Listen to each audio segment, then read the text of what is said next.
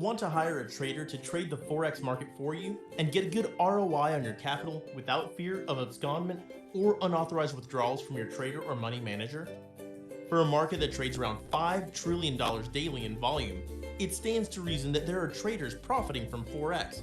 Otherwise, the Forex market would have become unpopular and faded out. Forex Briefcase proprietary trading strategy and risk management techniques have been proven to be profitable over a data set of 5,000 plus real trades, not backtest results. You may be thinking, how do I hire a trader without the risk of trader or money management abscondment, running away with your money? Traditionally, investors transfer a sum of money to the trader's personal account to allow the trader to trade for them.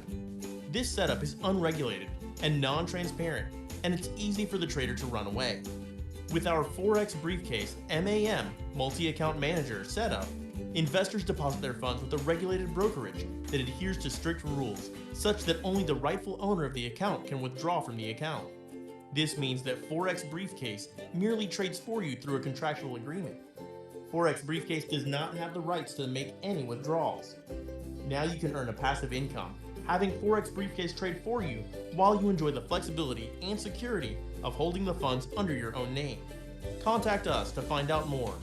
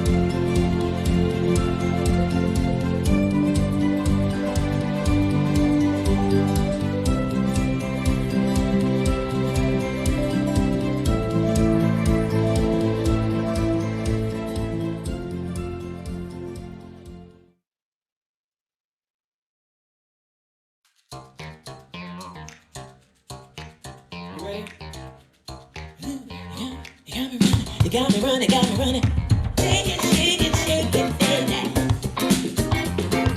Raise your hands up, raise them up.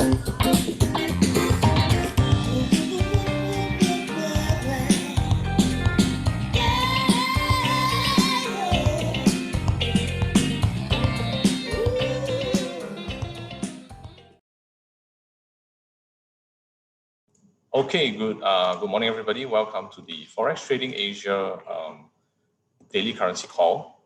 So today you guys are in for a treat. We have actually two speakers today sharing trade ideas with us. So yeah, this webinar is going to be very beneficial to both the long-term investors and short-term traders. So we will be going through what could move prices, possible trade ideas, and also highlighting potential targets and risks.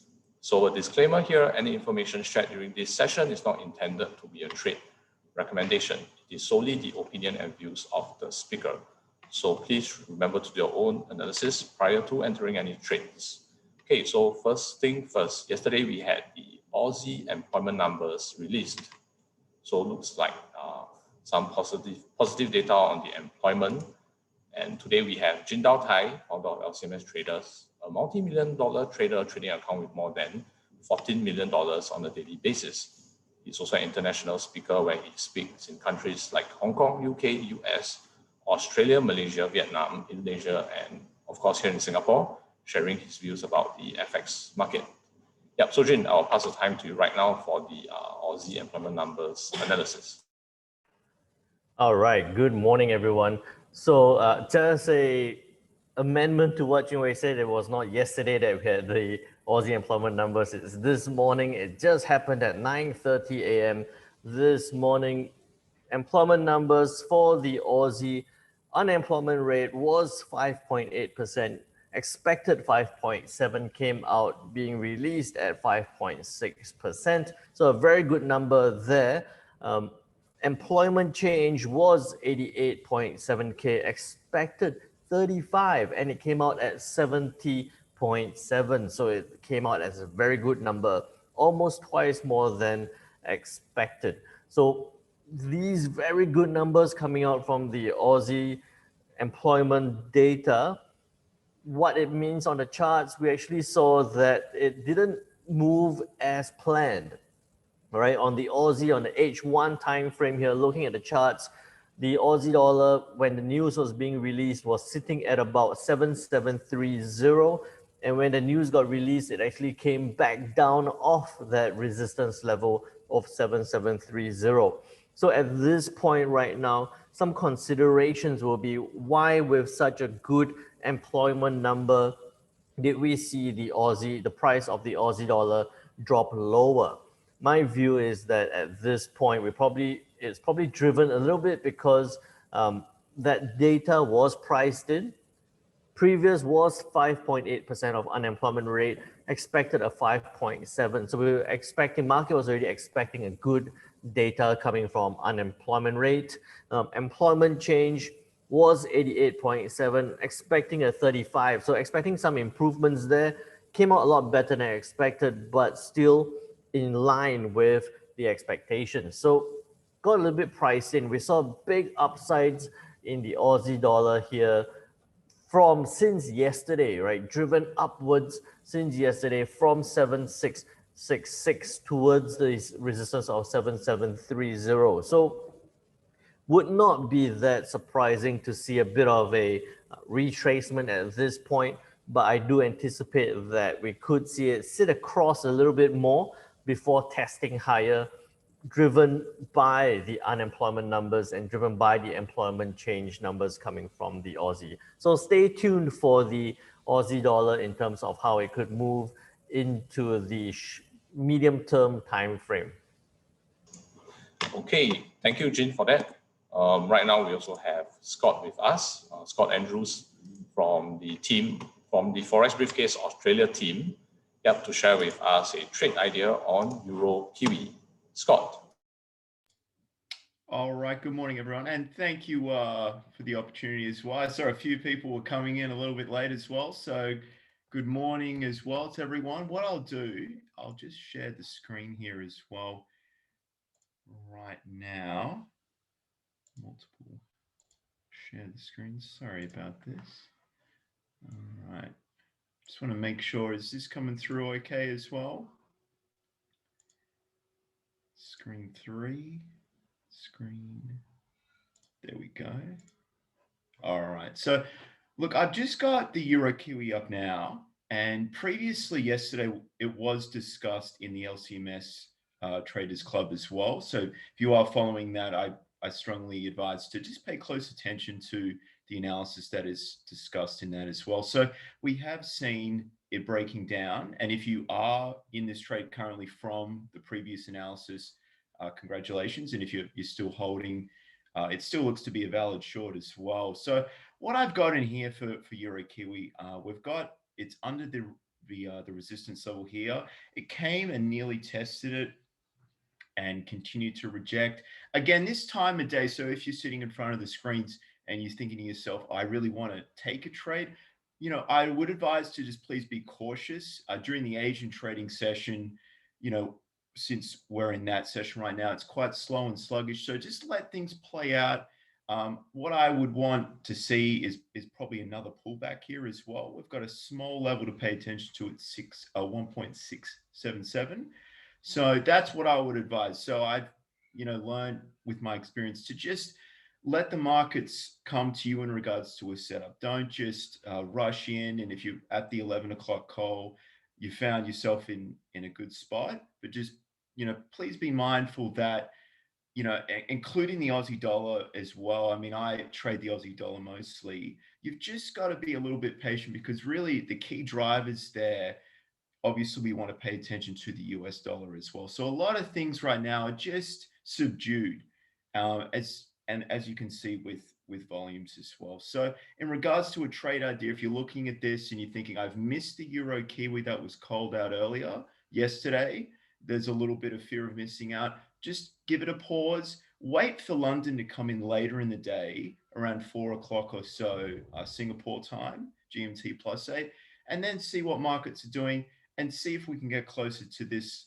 level again and see what happens. Because really in the context, the big move has already happened as well. But I thought I would just touch base upon the previous trade call that was mentioned, and that, you know, there is some further downside, but again, just be cautious. And the worst thing to do is just to trade to take a trade as well. So those are my thoughts. And I agree with Jin as well with the retrace on the Aussie. If you're watching that, you're like, oh, I missed that. Just give it some time again. It's cooling off currently as we're doing this as well. But those are my thoughts, guys, and thank you for the opportunity. Okay, thank you, Scott. So basically, you're looking for a pullback on the Euro Kiwi before looking for selling opportunities.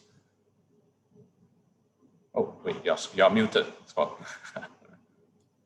That's right. Yeah, that's how I would play it. So just about the probabilities. So I mean, if it's already fallen considerably, you've got to think about market participants, and you're going to have people coming in to buy the dip. But the overall trend is down. So better value for money would be just to wait for a pullback there, and then sell into a bit of an up move. Okay, thank you so much for that, Scott. Okay, so right now we will jump into the currency in focus today, which is the yen and gold. So I will pass the time right now to Jin again for the currency call. All right, so back to the Thursday. So it's a yen and gold. Looking at the charts at this point, you know, fortunately and unfortunately, it doesn't seem like it's moving too much at this point, with also the lack of any real possible price drivers to push prices, the yen pairs any significantly higher or lower. The only things that I'm really paying attention to today, Thursday, is the retail sales number coming out from the US at 8:30 tonight, GMT +8. Retail sales number is going to be it could be a big price mover. However, it also is a bit of a seasonal effect. It has a bit of a seasonal effect. It has a bit of an indicative of whether the economy or whether consumers are looking to be spending more or have been spending more. So previously was -3%, expected 5.9%. If it does come out at that point, then we could actually see quite a positive note to the US dollar. Shows that people are spending more, they are going out and spending. This could drive the economy into a bit of a stimulus. This retail sales number could also, as I mentioned, stimulus could also be driven because of the stimulus that the citizens in the people in the US have been receiving. They've been receiving checks of, I think it was $1,400. This could be driving that retail sales number higher. So, you know, take that number with a little bit of a pinch of salt, because it's not so much that they're willing to spend. It could be more because they've been given money to spend. So, you know, something to consider there. With retail sales number tonight, on Friday, tomorrow, we're going to see not a lot of other news. We've got building permits coming from the US, Euro CPI numbers we spoke about already, and also the consumer sentiment coming from the US looking to go from 84.9 to 89.6. So you can see again an improvement in consumer sentiment coming from the US. People are more willing to spend, less likely to save, or, you know, to stimulate the economy that way by spending. So we could see, if these numbers do come out the way as expected, we could see some upside in the US dollar. So with the expected upside in the US dollar, what this means in terms of the charts, especially for the yen pairs, the US yen right now sitting at 108.90. We've seen that downside happen over the past couple of weeks already. It came off the top of 110.93, right now at 108.90. If we do see good economic numbers coming from the US, it's at a relatively good base at 108.90. I could see some upside. Probably not an immediate upside. It probably will sit across a little bit. At 108.90. Maybe test 109 a little bit more before tracking higher back towards 109.80 and maybe even 110. So in terms of a trading opportunity, what I'll be looking for is for price to break above 109 flat. To break above 109, you could be looking at a 30 pip stop loss for a good 60 pip take profit up towards 109.80. You're looking at a 1:2 risk reward ratio at this point. Once, if it does break above 109.80, then we could see further upside again towards 110 or 110.93 as the previous high from 2 weeks ago. So US yen at this point probably going to be sitting in consolidation, but identifying the possible upside towards 109.80 and second trade towards 110.93. But looking at the euro yen we spoke about in depth yesterday during one of the sessions. At this point right now, sitting at 130.43. It's been sitting in this range, this very tight range for a couple of weeks now. It's, since last week, it's been testing this level, retracing, breaking lower. When we spoke about it last week, saying that it was going to reject 130.28 and head towards 129.51. It did that exactly, bounced back up again. Right now, I think that we might actually see some downside coming from the euro yen. If it does break below 130.28, again, we're looking for that downward move. Again, you're looking at a 25 pip stop loss for a good 50 pip take profit. 1:2 risk reward ratio there. Below 130.17, you're looking for a selling opportunity. So why do I think we might see some downside on the euro yen despite not a lot of other news coming out over the next couple of days? Looking at the euro dollar on the H4 time frame, it's reached that high point again, right? It's at 1.1974 or 1.1974. It looks like it's a high point. It was there 1, 2, 3, 4 weeks ago. And the last time it got to that point, we saw that big retracement down, a good 200 something pips back down on the euro dollar. I don't think we're going to see that big downside again, but I do think that we might see some retracement coming back down. So if the euro dollar does come off this 1.1974 level, dragging down, we could see it drag the euro yen lower towards that 129.51 level again. It needs to, however, break that 130.28 support level at this point. Last ones of the yen that I look at, the pound yen sitting right there on 150.00. Sitting at that support level right now. I don't think there's going to be much movement. It's probably going to bounce around in this area for the next couple of days.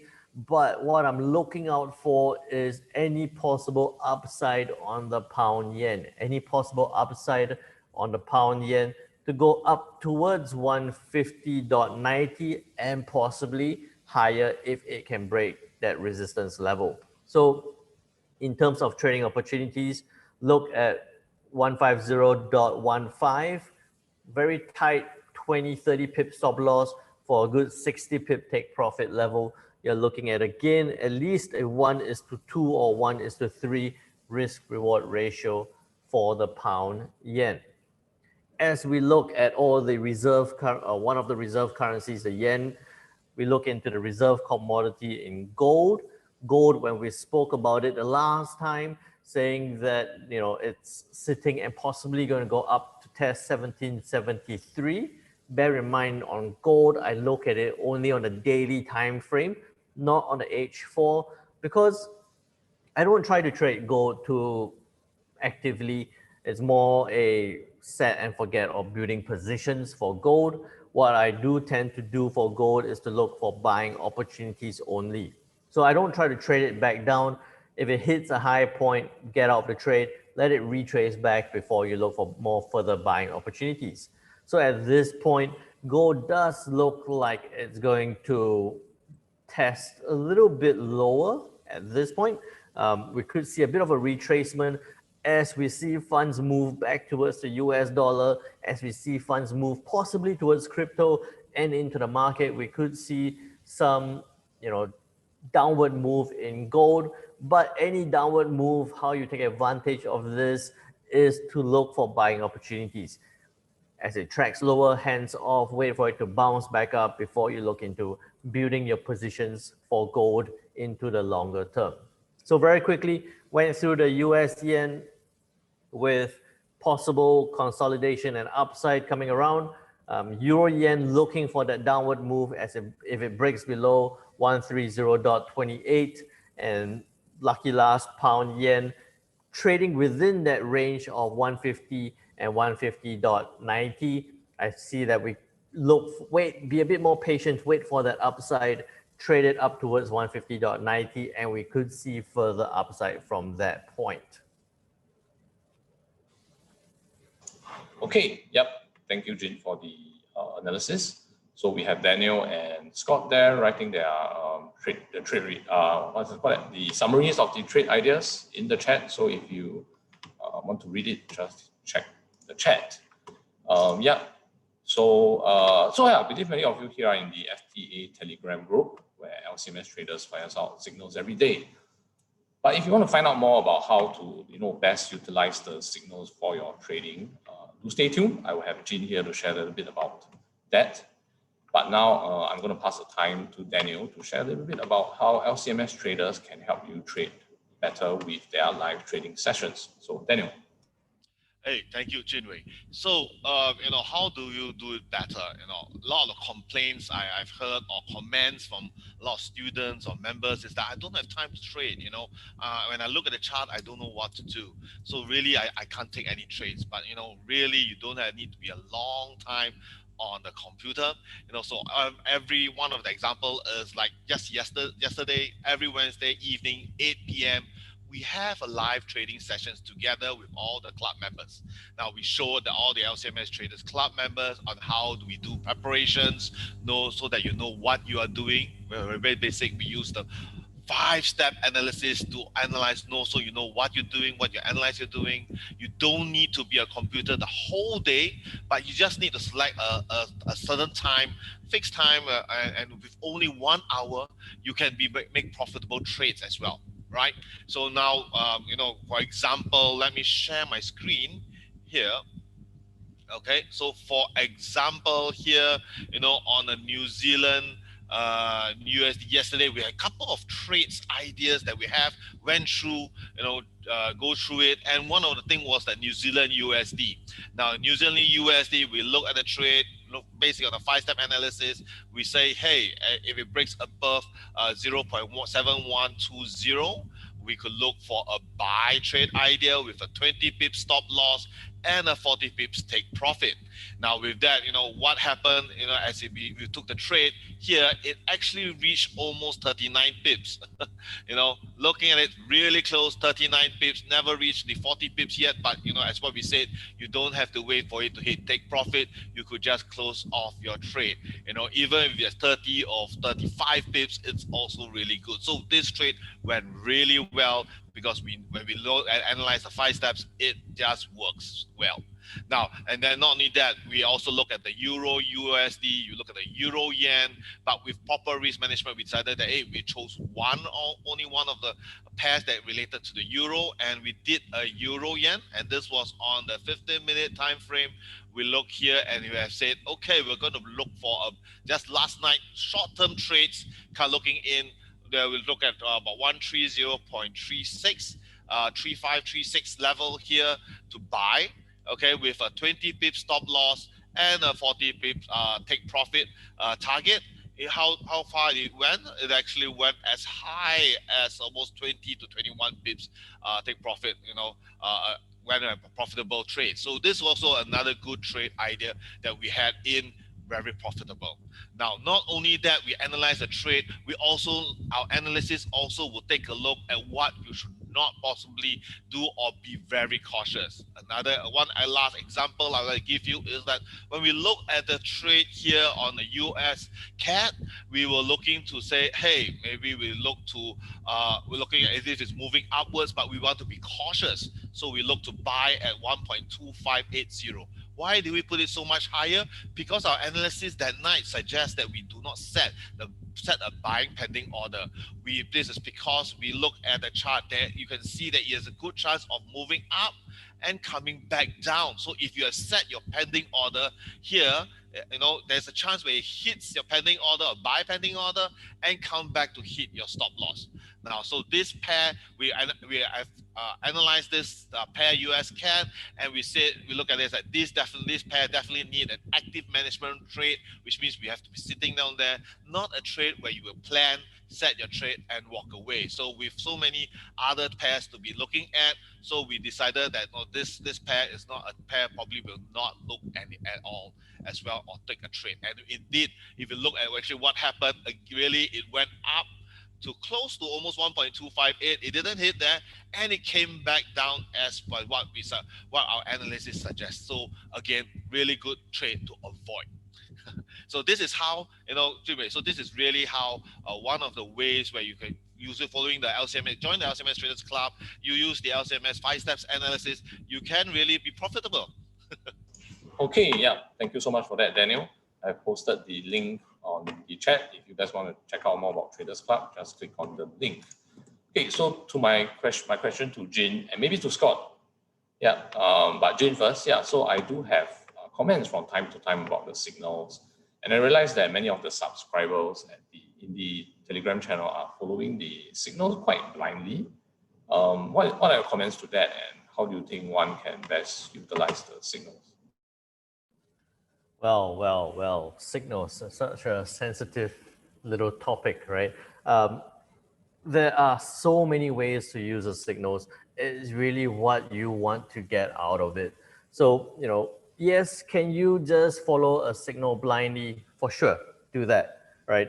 You want to just look at what's happening or see what's being fired out, just jump into that trade as per what's fired out. Do that, but also understand that you're going to be taking on a little bit of risk as you do that. If the less you do on a trade, the more risk you're taking up.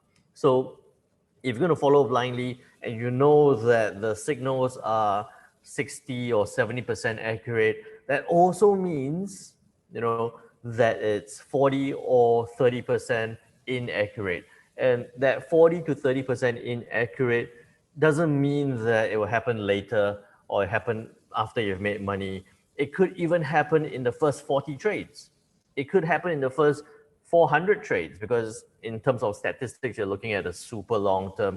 It's not just the first 4 or the first 40 trades. So be ready to take on a little bit of risk. I would normally suggest that if you are blindly following a signal, then size down. Don't trade the same size that you would normally do. Size it down and take on that trade, but you know that you are minimizing your risk at that point. Obviously, the most ideal way to use a signal is to use it both as a way to make money and also to learn how to trade better. With the signals, you see what's happening, you jump onto the charts, you try and analyze why they are getting into that trade, and then jump into the trade with the understanding of the drivers behind that entry or that exit. So many ways to use the signals. Either blindly follow but manage your risk size down, or use it to not only earn but also to learn how to trade better. All right, thank you, Jin. What about you, Scott? How do you use these signals in the Telegram channel? It's a tough gig following after Jin, but I think the main point I'll reiterate is the distribution of the winners. So, and Jin made that very clear. So you've got to really consider that in regards to the win rate. And, there are some very profitable traders that lose 90% of the time, but when they win, it's very big 10% of the time. So if you're following the signals and you lack conviction with the trades because you're not too familiar, size down in regards to the lot sizing. That's very important. That will allow you to be a little more psychologically, a little bit more comfortable and a little bit more freer. And then you're learning, but you're also, if you've got a little bit of money at play, it's going to force you to sort of be like pay more attention to what's going on. And then make sure you keep a trade journal, make sure you're taking notes. Why did I do this? How was I feeling? And slowly you'll come out as a trader where you sort of find your way in regards to how you like to trade, how you don't like to trade. So just take your time with it and make sure you understand why you're getting into it and then what you're going to lose. So if it's a losing trade, ask yourself, how much am I going to lose? Expect to lose, and then place the trade. So I know that sounds weird to think about it like that, but I found that's a really important way to sort of get over the fact that, you know, the money is at risk, but the probabilities are in your favor. Okay, thank you, Scott. Yep. With so many topics covered today, you did have this session is pretty fruitful, I would say, covering psychology and trade ideas, and trade ideas from Scott here too. So yeah, I have just posted up some links in the chat. Do join our Telegram channel, the Forex Trading Asia Free Forex Signals Telegram channel, the LCMS Traders YouTube channel. Subscribe to it for the daily recordings. And if you are interested in getting into the Traders Club, click on the Traders Club link. And if you're looking for a managed account service to manage your trading account, check out forexbriefcase.com. And that's the end of the session. I will see you guys tomorrow for the Canadian dollar analysis and cryptocurrency. Thank you so much for your time. Bye.